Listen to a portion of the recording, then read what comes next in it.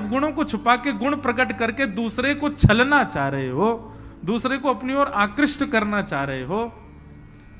एक बात बताएं, दूसरे को अपनी ओर आकृष्ट करना यह भी छल ही है, किसी भी रूप में।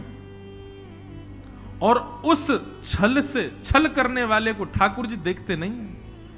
पूतना को देखते ही भगवान ने नेत्र बंद कर लिए, ऊपर से हाथ उधर लिए, कहीं से इसकी छाया भी नहीं दिखे मुझे। इसलिए प्रार्थना, कभी भी पूतना जैसे लक्षण जीवन में नहीं लाने।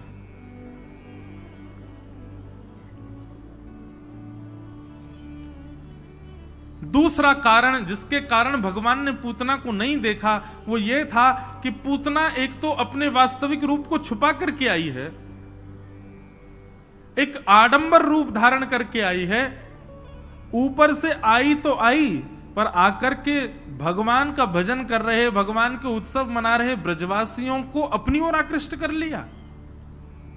मतलब ठाकुर जी की सेवा में जो लगे हैं उनकी ठाकुर सेवा छुड़वा करके अपनी ओर आकृष्ट कर लिया।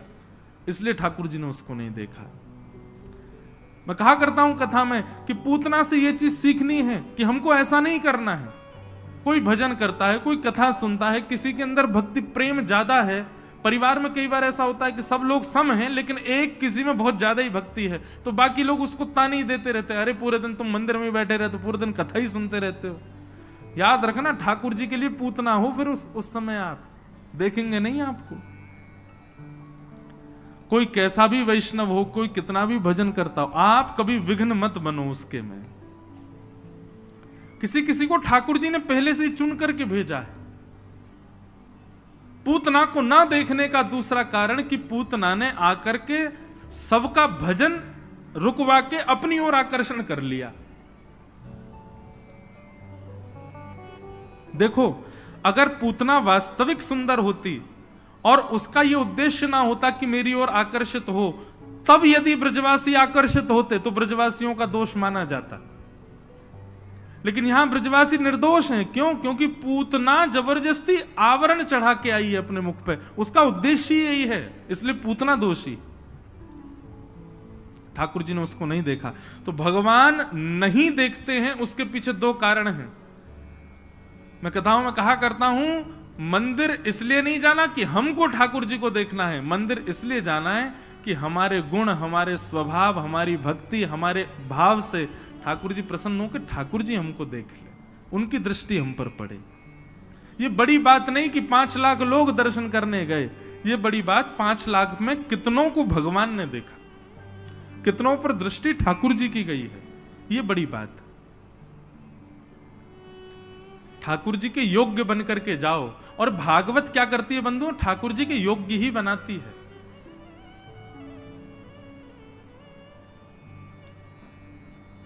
नामदेव जी महाराज पंडरीनाथ भगवान का दर्शन करने जा रहे थे।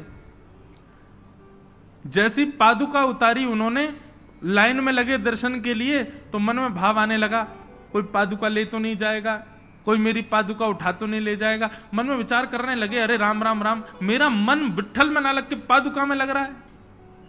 निकल करके बाहर आए, अपना स्वाफा खोला और पादुका बांध के कमर में ही बांध ली। बोले अब संग रहेगी तो चिंता नहीं रहेगी। और घुस गए मंदिर में।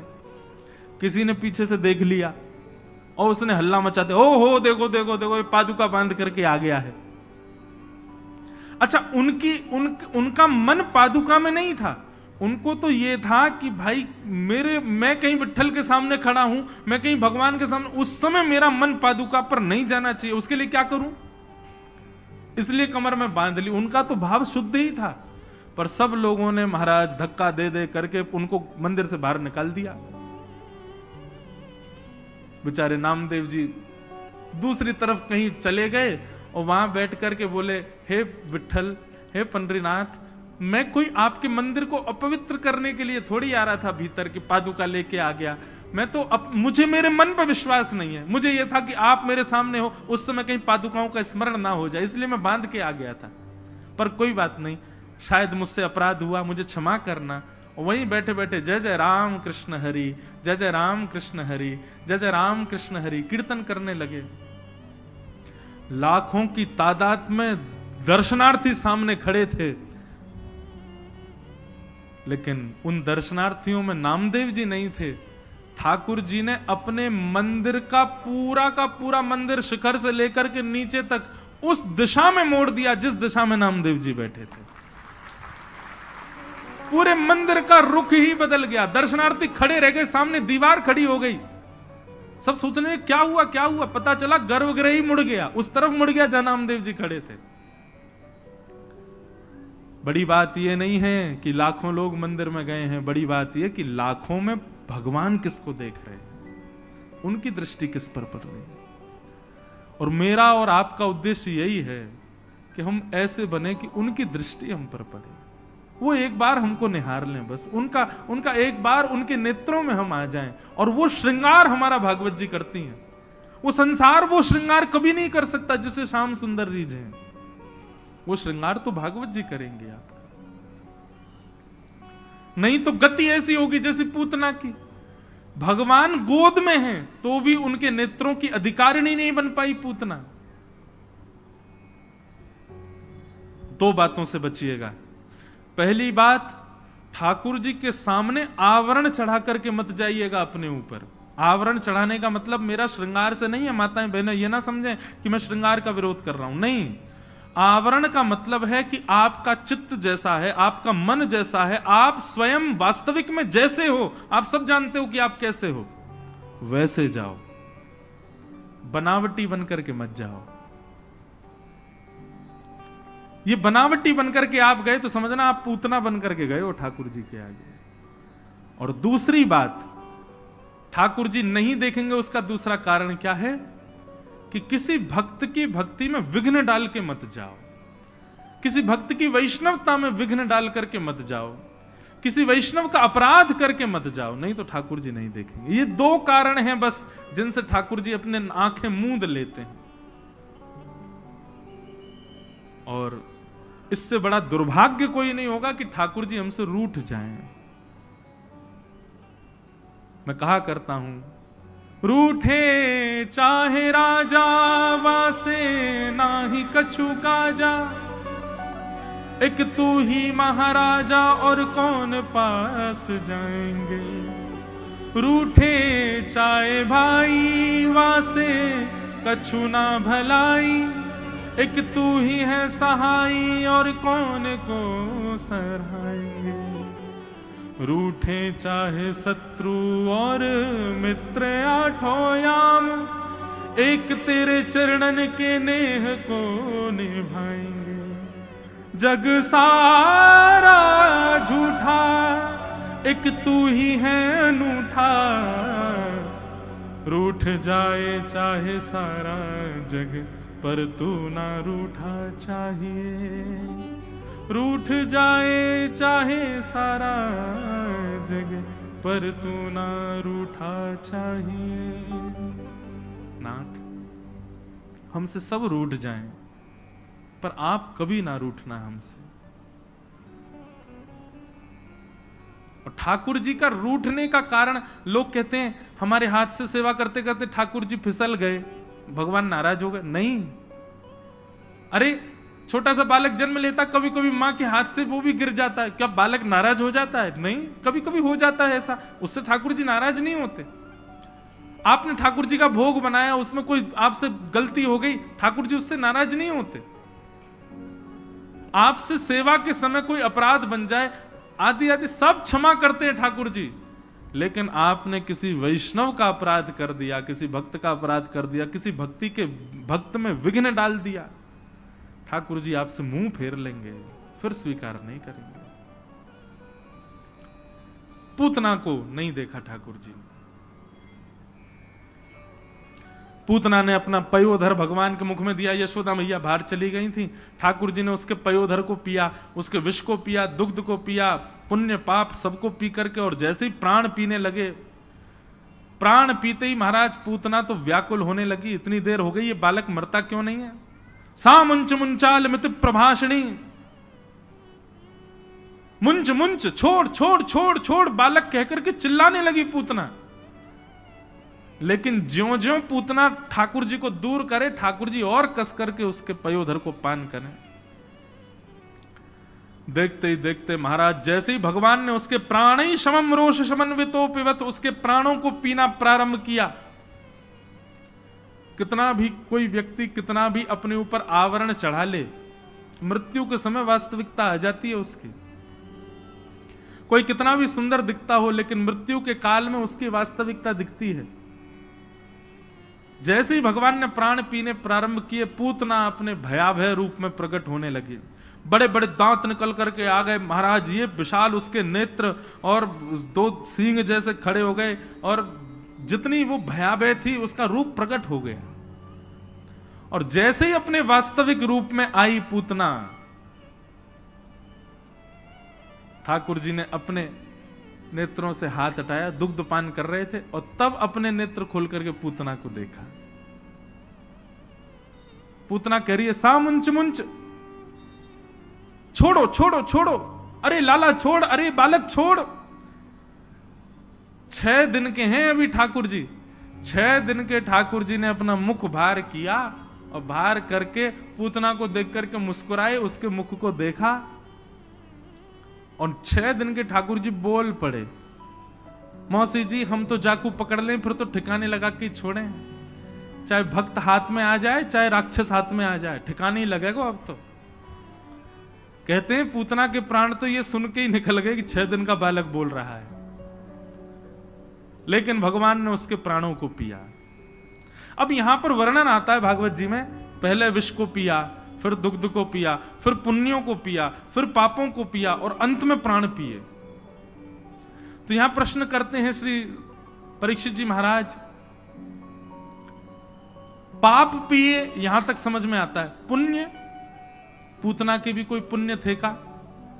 सबसे पहला तो प्रश्न ही है, ये पाप पुण्य पी क्यों रहे ठाकुर जी? तो बंधुओं में कथा में बताया करता हूं कि पाप और पुण्य इन दोनों को शून्य जब तक नहीं करेंगे तब तक भगवत प्राप्ति नहीं होगी। पाप रह गए तो भी भगवत प्राप्ति नहीं होगी, पुण्य रह गए तो भी भगवत प्राप्ति नहीं होगी। एक अलग बात है। यहां पर नृसिंह भगवान, आज नृसिंह चतुर्दशी है, नृसिंह भगवान ही कहते हैं प्रहलाद जी से, प्रहलाद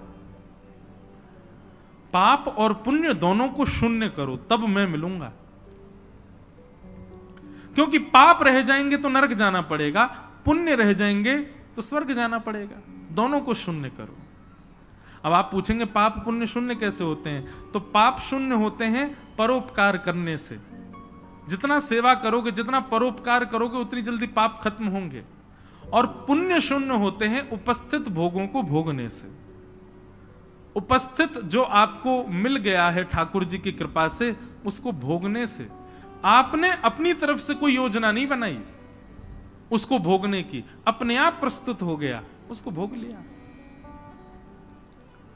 अपनी तरफ से जब आप योजना बनाते हैं कि मुझे ये भोगना है, ये गाड़ी लेनी है, ऐसे कपड़े पहनने हैं, ये लेना है, नहीं, वो फिर आप भोग रहे हो, भोग निर्माण करके भोग रहे हो।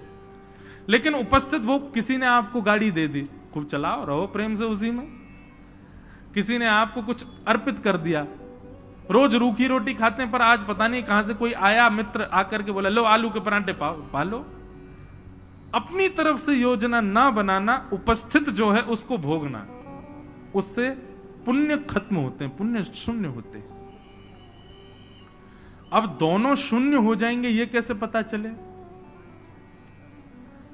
हृदय प्रेम से भर जाए, कोई इच्छा चित्त में ना रह जाए, अभिलाषा और इच्छाओं से पूर्ण रूपेण शून्य हो जाओ, और जित देखूं उदित श्याममयी है, जहां देखो वहां श्याम सुंदर का आभास होने लग जाए, समझ जाना पाप और पुण्य दोनों शून्य हो गए, और बस अब भगवत प्राप्ति हो गई।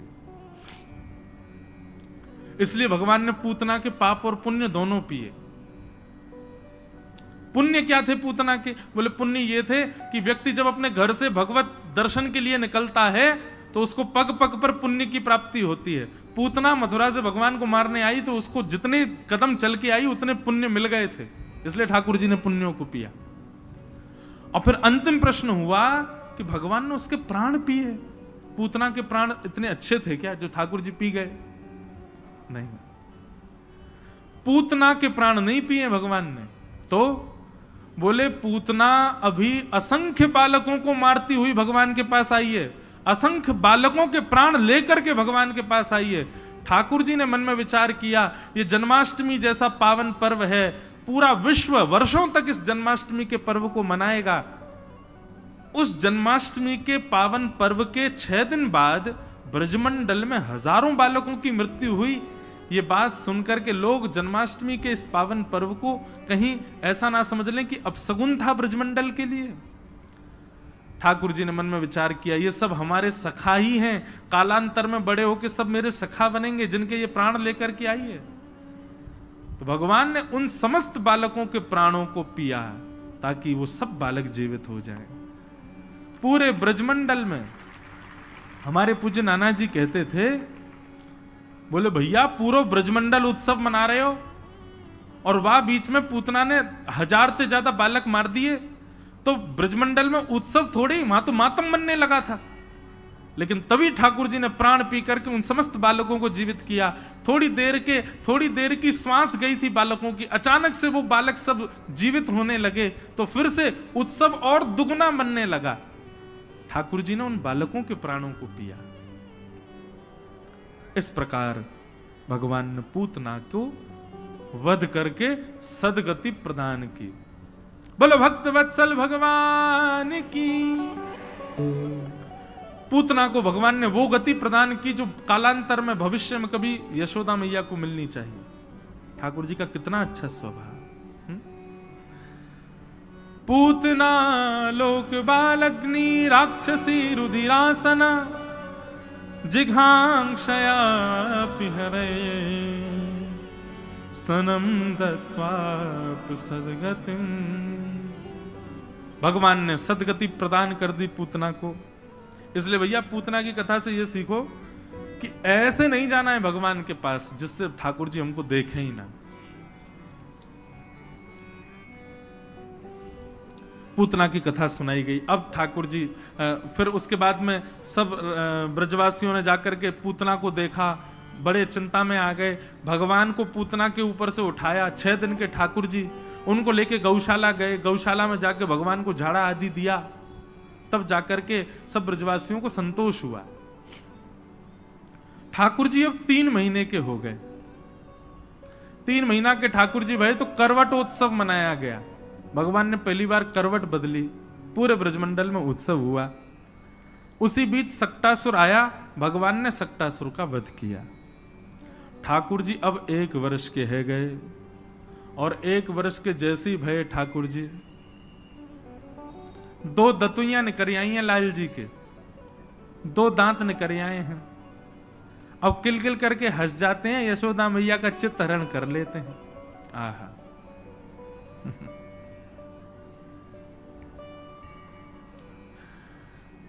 ठाकुर जी लीला करते हैं ब्रजवासी इनके संग। अभी तो नन्हे से हैं तो घर में ही आनंद करें ठाकुर जी। भगवान का नामकरण संस्कार नहीं हुआ, 1 वर्ष के हो गए, तभी वहां गर्गाचार्य जी का आगमन हुआ और गर्गाचार्य जी ने आकर के भगवान का नामकरण संस्कार किया। बड़े बड़े पुत्र का नाम रखा बलराम। नाम तो रखा था राम, लेकिन कहा बलाधिक्याद बलम विभु। इस बालक में बल की अधिकता होने के कारण संसार के लोग इसको बलराम कहकर के पुकारेंगे। और जैसे छोटे वाले लाला का नामकरण किया कि आसन वर्णास्त्रयो ह्यास्य गुह्यतो नुयुगम तनु शुक्ले रक्तस्तथा पीत इदानीं कृष्णतां गत इदानीं कृष्णतां गत।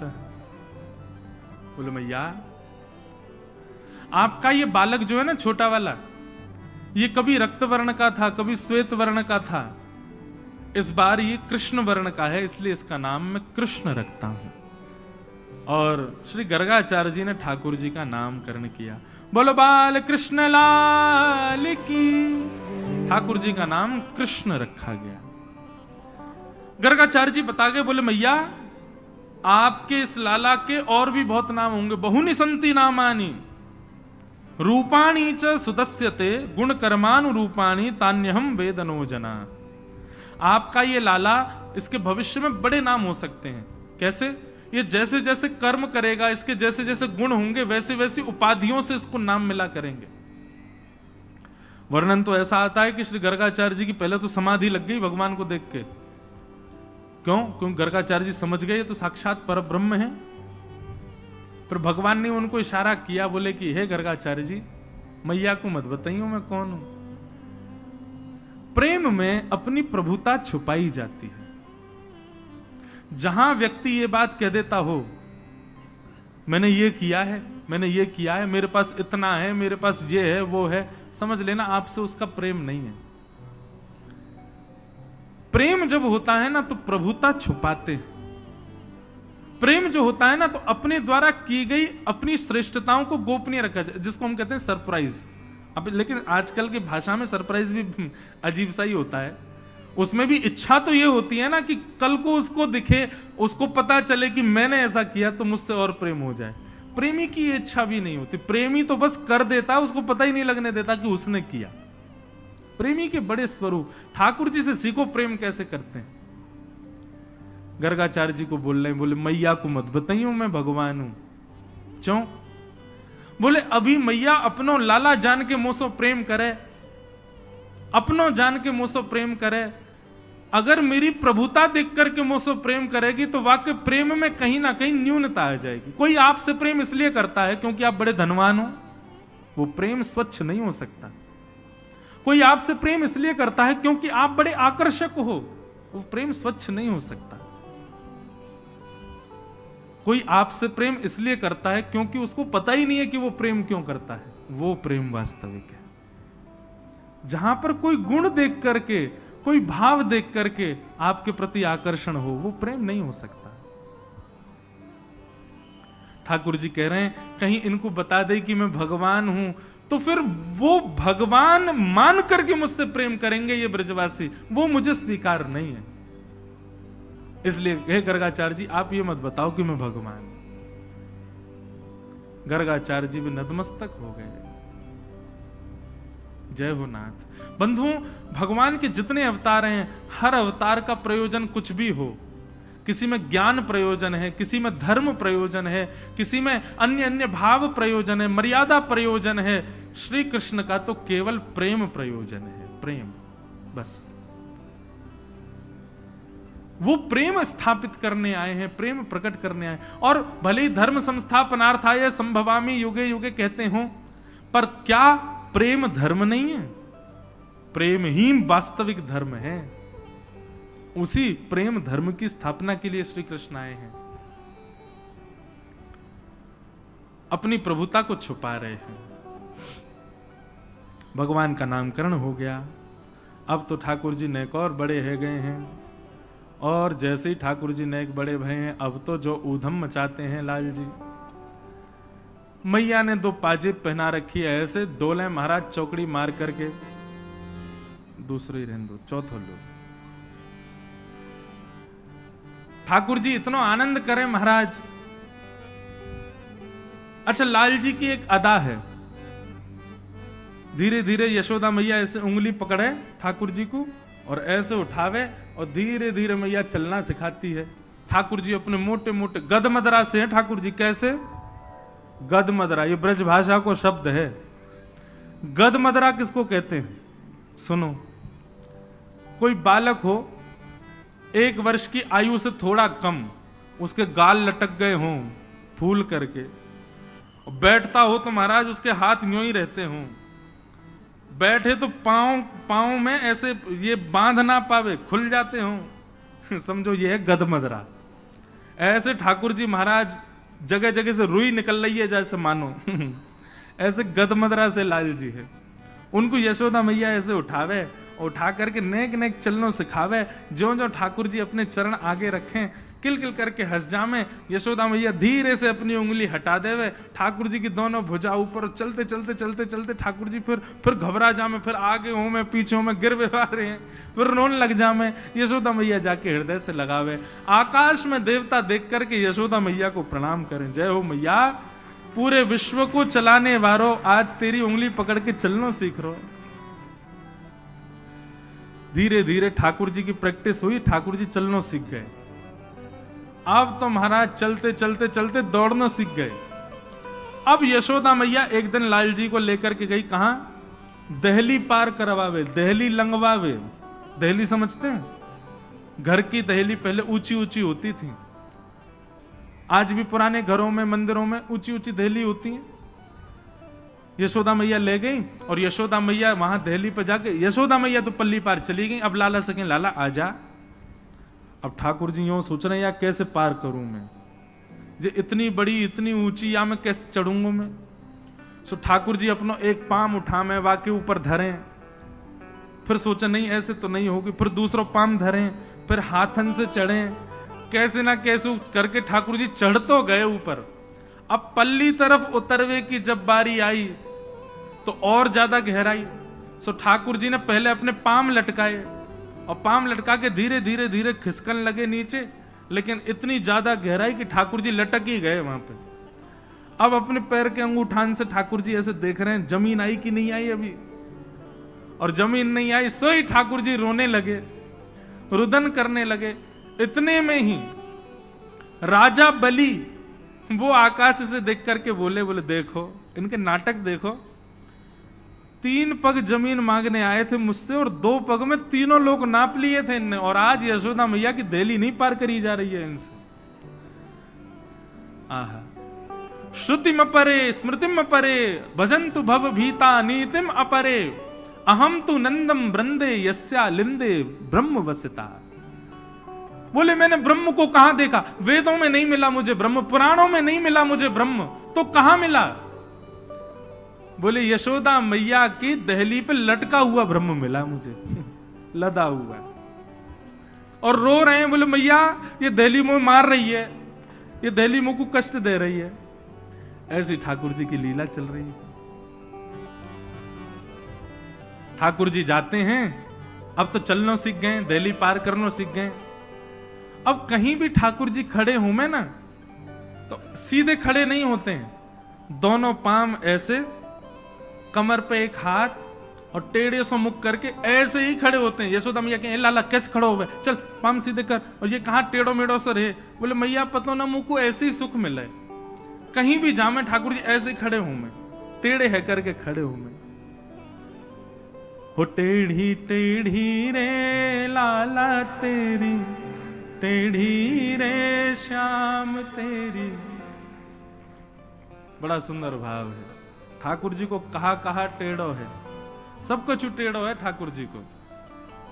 हो टेढ़ी टेढ़ी रे हारे लाला, टेढ़ी रे हो रे लाला, टेढ़ी रे श्याम तेरी, तिरछी नजरिया श्याम तेढ़ी तेढ़ी रे।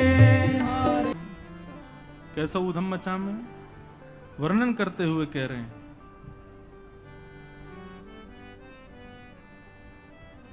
कि श्रृंग्यग्निड्यंश्च जलद्विजकंटकेभ्य क्रीडा परावति चलौ स्वसुतौ निषिद्धुम् ग्रहाणि कर्तुमपि यत्र न तज्जनन्यो शोकात् आपतुरलं मनसोन्वसस्थान्।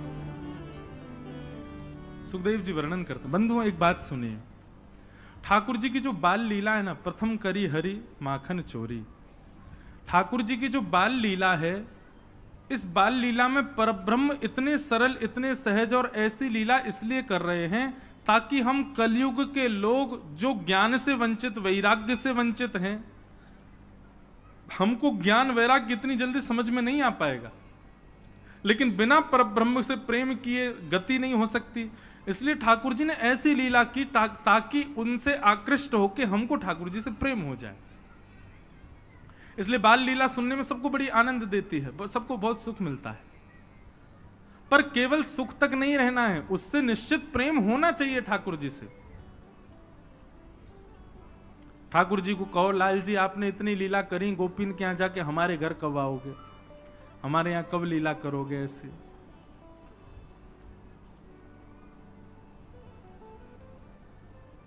ऐसी भावना, ये ब्रज की बाल लीला, ऐसी लीला की अभिलाषा ऐसे रखो कि ये हमारे घर में भी हो। ऐसे ठाकुर जी हमारे यहां भी लीला करें। तो ठाकुर जी लीला कर रहे हैं। कैसी लीला? श्रृंग्यग्निडम शशि जलद द्विजकंटकेभ्य, गैयाओं के सींगों पे चढ़ जाते हैं, ऐसा उदम मचाते हैं, अग्नि से खेलने लग जाते हैं। द्यमष्टि, जीवों के दान। एक बार ठाकुर जी रोने लगे बहुत जोर से। यशोदा मैया बोली, लाला काय को रो रहा है? ठाकुर जी बोले, नाय नाय मैया, मेरे संग बहुत बड़ा अत्याचार है गयो। मैया बोली, लाला कहाँ है गयो, बता तो सही। नाय नाय मैया, मेरे संग बहुत बड़ा अत्याचार है गयो।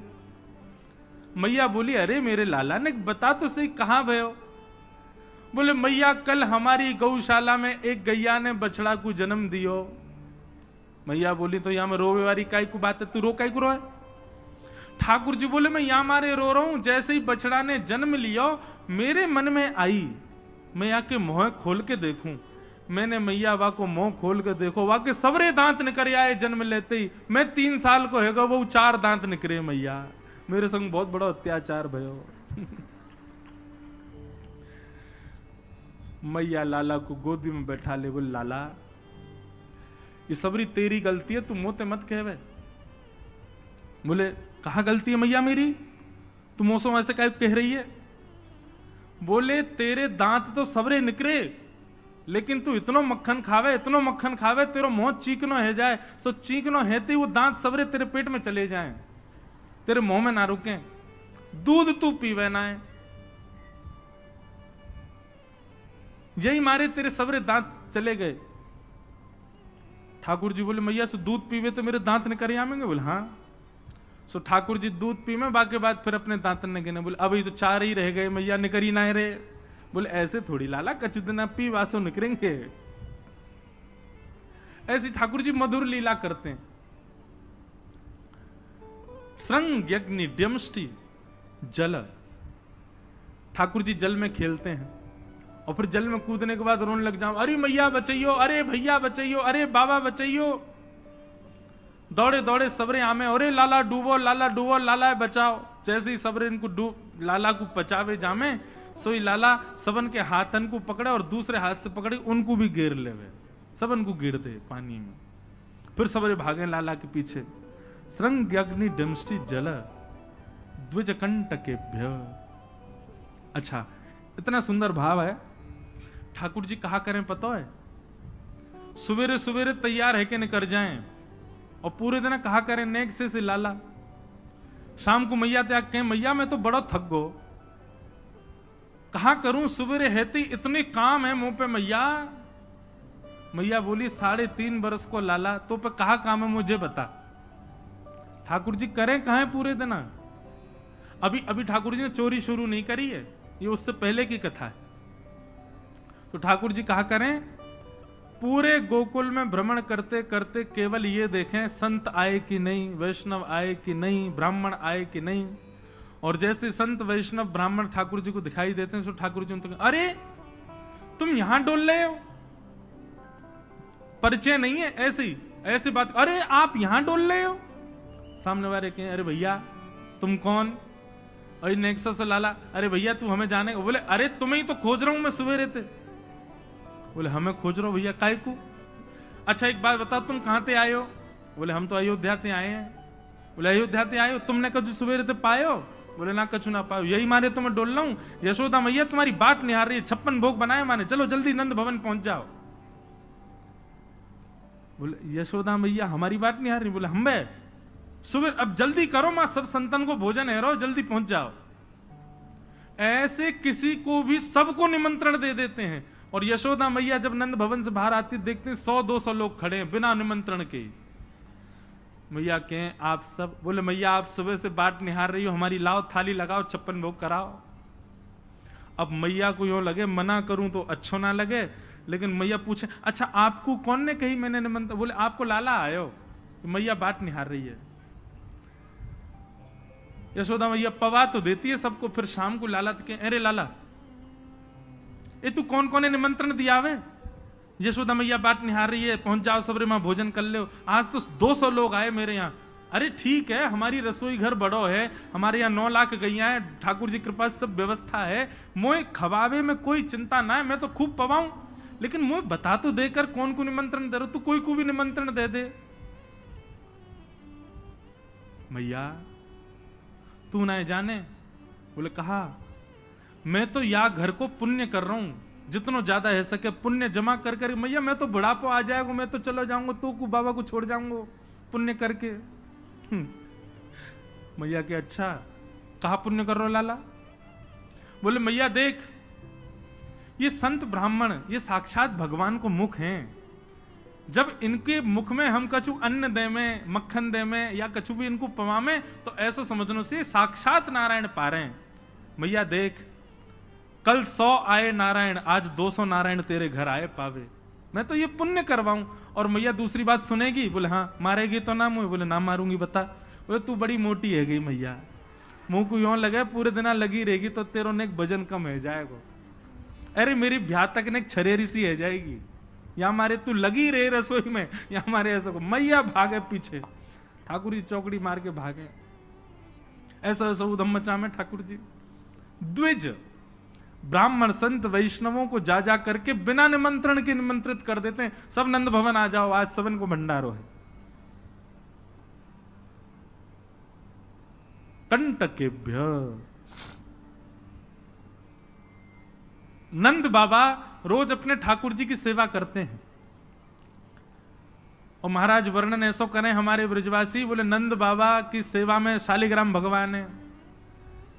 नंद बाबा शालिग्राम की सेवा करें और सेवा करके शालिग्राम भगवान को टांड समझते हैं। टांड आप लोग जानते हैं कि नहीं पता नहीं, अब घरों में नहीं होती, पुराने घरों में टांड होती थी। टांड बोलते हैं, एक घर के कमरे में ऊपर एक छज्जा सा बनवा देते थे, उसमें सारा स्टोर रखा जाता, सब जरूरी सामान। नंद बाबा क्या करते हैं, पंचामृत से अभिषेक करा करके ठाकुर जी को, शुद्ध जल से अभिषेक करके, इत्र वित्र लगा के, तिलक फोटा चुपका के, बढ़िया आरती करके, और फिर शालिग्राम भगवान को टांड पे धरते हैं ऊपर। बोले क्यों? बोले कन्हैया को ये गुलाब जामुन लगे, और गुलाब जामुन समझ के कन्हैया मुंह में धर ले। शालिग्राम भगवान है, कन्हैया को यूं लगे, बोले कि ये रोज रोज जय जय जो है का है, ये शालिग्राम जो है का है। हमारे पिताजी, पूज्य पिताजी की कथा में सुनाते हैं, बोले एक बार नंद बाबा ठाकुर जी की सेवा कर रहे, इतने में ठाकुर जी बगल में आके बैठ गए। देखो कितनी सुंदर, ठाकुर जी की सेवा कर रहे हैं, ठाकुर जी बगल में बैठे हैं, नन्हे से गोपाल जी आके बैठ गए। अब नंद बाबा को तो बढ़िया लगो, लाला भी सेवा सीखेगो, बैठ जा लाला यहाँ पे। ठाकुर जी बैठ गए। नंद बाबा ने पहले दूध से स्नान करायो, फिर दही से स्नान करायो, फिर घी से स्नान करायो, शहद से स्नान करायो। जैसे ही शहद पड़ो शालिग्राम भगवान पे, सोई ठाकुर जी के लार निकर आई यहाँ थे। ओहो कितना सौभाग्यशाली है जे।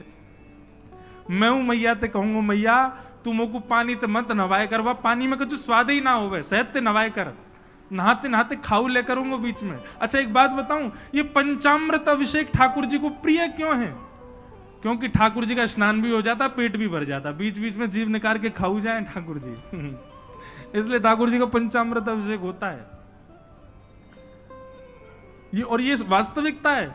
अब जब ऊपर से सब पड़ता है, पहले दूध, फिर घी, दही, शहद आदि सब ऊपर से पड़ता है, तो मुख पे होकर के आता है, तो जब यहाँ आवे so next so Thakur ji मुंह खोल के जीभ निकाल लें, बीच बीच में स्वाद भी लेते रहे। या हमारे पंचामृत अभिषेक ठाकुर जी को बड़ो प्रिय है, क्योंकि ठाकुर जी को स्वाद भी आ जाए और स्नान भी आ जाए। एक पंथ दो काज। तो ठाकुर जी की तो लार निकल आई। ठाकुर जी बोले जय जय मीठो है गयो होगो, अब तो रस भरो है गयो होगो। और फिर शहद लगे को छुड़ावे के लिए एक बात हम निवेदन करें, सेवा में एक चीज करो भैया, ये सफेद चीनी मत चढ़ाया करो कभी ठाकुर जी पे। ठाकुर जी के अंग पे लग जाती होगी, उस पर भी फिर ऊपर से आप हाथ ऐसे घुमा देते हैं, शंकर जी पे हो, शालिग्राम जी पे हो, ठाकुर जी पे हो। इससे बढ़िया बूरा लाओ, शक्कर लाओ, और चीनी ही है, अगर उसको भी पीस लो, वो ऐसी तो हो कि ठाकुर जी के अंग पर लगे ना, तब डालो। शक्कर से स्नान कराए और ठाकुर जी तो बस मुंह में पानी आ गया, बोले जय जय मीठो है गयो। अब तो नंद बाबा ने बढ़िया ठाकुर जी को श्रृंगार आदि करके और महाराज ठाकुर जी को तुलसी पधरा के चंदन वंदन लगा के, और नंद बाबा अपनी माला झोली में हाथ दे करके और जाप करने लगे। पूज्य पिताजी महाराज कहे नंद बाबा मुंह पे एक कपड़ा और डाल लें, मुख पर कपड़ा डाल के जप करने से मन एकाग्र होता है, यह भी एक साधना का एक नियम है। नंद बाबा जाप करने लगे, इतने में ठाकुर जी ने देखी बाबा तो जाप में चलोगो, अब कहां जाएगो जय जय बच के। सोई ठाकुर जी धीरे से गए और चौकी पे धरे शालिग्राम भगवान उठाए और मुंह में धर के बैठ गए, और जैसे कोई पान चूसता है ऐसे ठाकुर जी यहां से चूस रहे हैं मुंह में धर के शालिग्राम जी को, और बैठ गए नंद बाबा के बगल में ही आंख बंद करके, इनको ध्यान चल रहा है। बोले अभी जय जय बाहर ते चूस रहा हूं, नेक देर में अंदर की मिठास आवेगी, शहद भीतर तक चलोगो, निकर नहीं रहो, और जोर जोर से चूस रहे हैं। इतने में बाबा की माला पूरी हुई। जैसे ही बाबा की माला पूरी भई, बाबा ने नेत्रन से लगा के माला और अपनो कपड़ा हटायो, जय हो मेरे साले जय जय कहां चले गए। अब तो ढूंढे पुष्प उठा के सब देखी, ठाकुर जी यही ना वहां पे।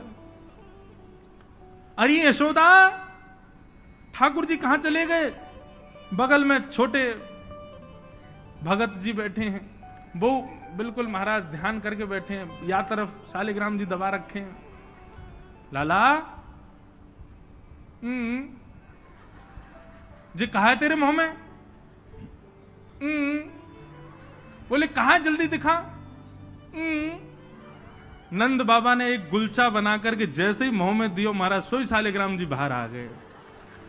नंद बाबा तो लिए उनको सिर से लगा में, रोते रोते गए, अरे यशोदा देख आज कहा भयो। बोले कहा भयो। बोले तेरो लाला उद्यमी है, हमारो लाला उद्यमी है, ये बात तो मैं स्वीकार कर चुका हूं, लेकिन इतना बड़ा उद्यमी। यशोदा मैया बोली भयो कहा।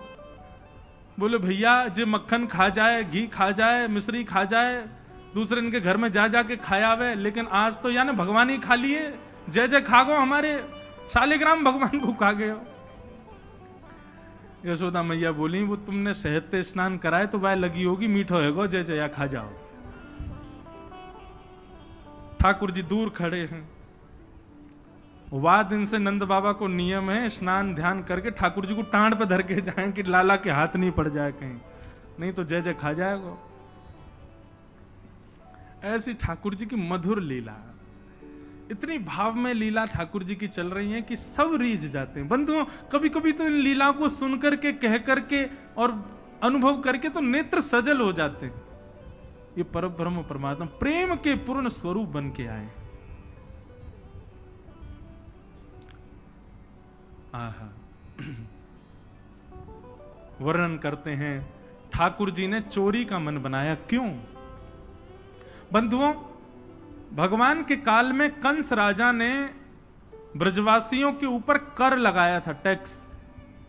और क्या टैक्स था कि आप सब लोग अपने घर में गैयाओं को पालो, सारा खर्चा स्वयं करो, और जितना दूध घी दही होगा उसका 70-80% सब मथुरा जाकर के कर के रूप में जमा करना पड़ेगा। मथुरा के लोगों को और बड़े बड़े शहर के लोगों को गैया पालनी नहीं पड़ती थी, ब्रजवासी पालन करके सारा दूध घी दही देते थे। फिर कंस के लोग जो थे वो उसको बेचते थे, उससे धन कमाता था कंस। ब्रजवासी बेचारे गैया को अपने घर में रखते, उसका पूरा ध्यान रखते, और जितना दूध निकलता 70-80% सब कंस को देना पड़ता, थोड़ा थोड़ा बचता ब्रजवासियों के पास। लेकिन नंद बाबा ब्रज के राजा थे, इसलिए उनको छूट थी।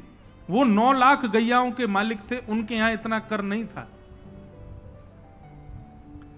एक दिन ठाकुर जी सब ग्वाल बालों के संग खेल रहे थे, खेल खेल में ग्वाल बाल ने गिर गए तो रोने लगे। ठाकुर जी बोले अरे तुम दूध घी दही खावे वारे, ऐसे कब गिर जाओ।